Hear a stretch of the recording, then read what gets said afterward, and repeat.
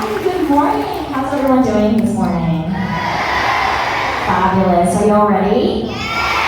I'd love to hear that. I just wanted to introduce the team up here. My name is Angelica, and I'll be performing the lion dance for you today. This here is Sifu Chua. So he will be talking to you about the significance of lion dance, the story behind the Moon Festival. Michael Will right here. And then we've also got Peter Chan. So we're the team here today for 12 Martial Arts. We're really excited to be here. I'm going to pass the mic along so that you can start hearing some of these amazing stories we have to tell.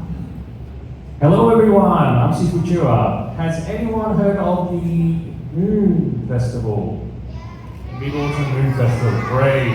So you're asking correctly if I got the story wrong. There's lots of stories about the origins of the Moon Festival.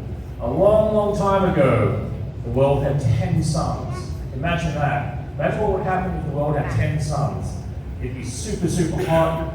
Basically, all the crops were melting away, the rivers were drying up, people were constantly getting hot.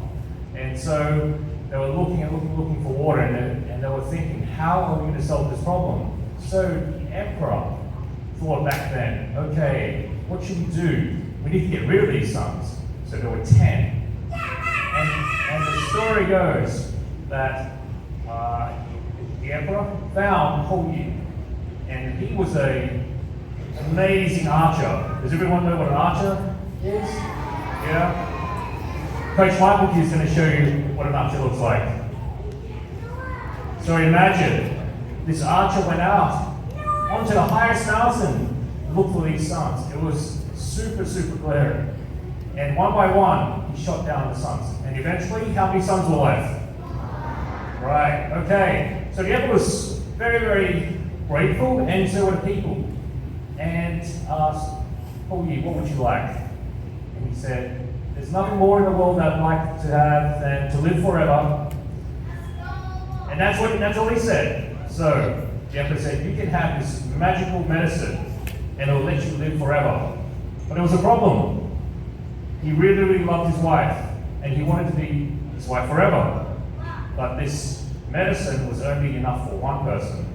So he said, hey, look, we'll figure it out. We'll work out how we're going to share this. So she said, okay, I'll keep it underneath my bed.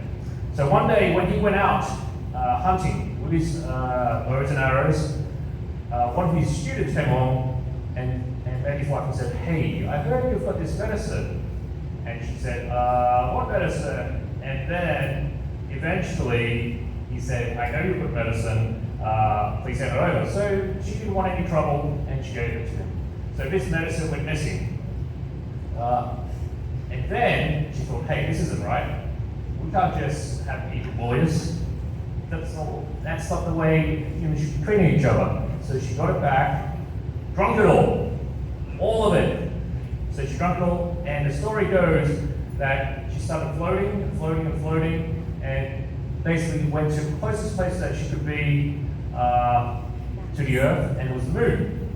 So now the story begins whereby every year during Moon Festival, we look up at the moon. It's a full moon, and we look for her there. And if you look carefully, you might be able to see little shadows.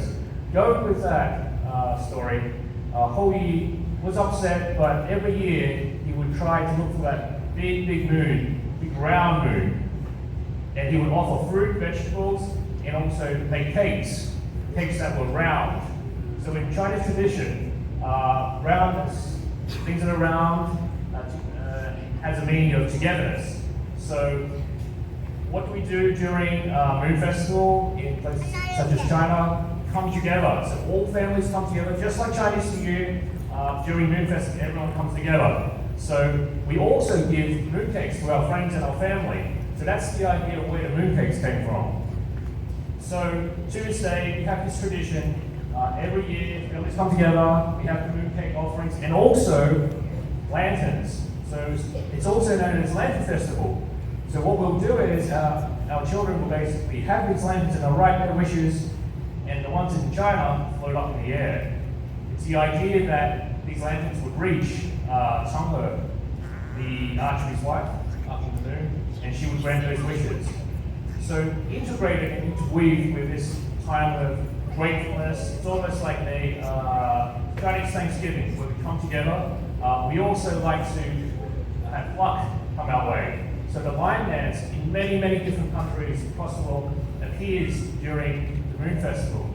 So with that said, Coach Michael's going to tell you a little bit about the lion dance.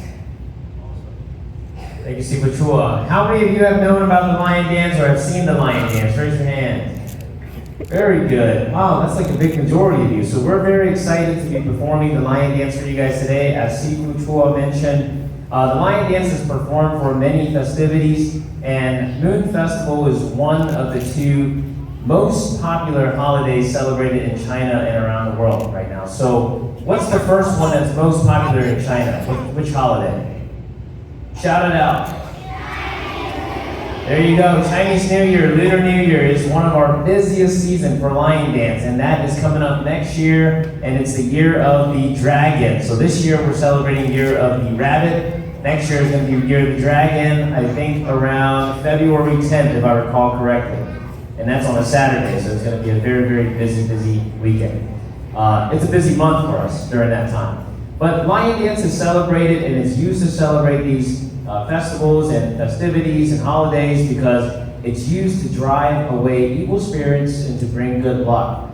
And over the course of the year, people would, they would accumulate negative energy as they go along with life, and the whole purpose is to cleanse that during the new year, right? You want to get rid of all the bad luck, bad energy, and only to bring good luck and good vibes into the new celebrated year. So the lion dance is not only performed during Lunar New Year and the Moon Festival, but it's also performed during weddings. You'll see it during business grand openings.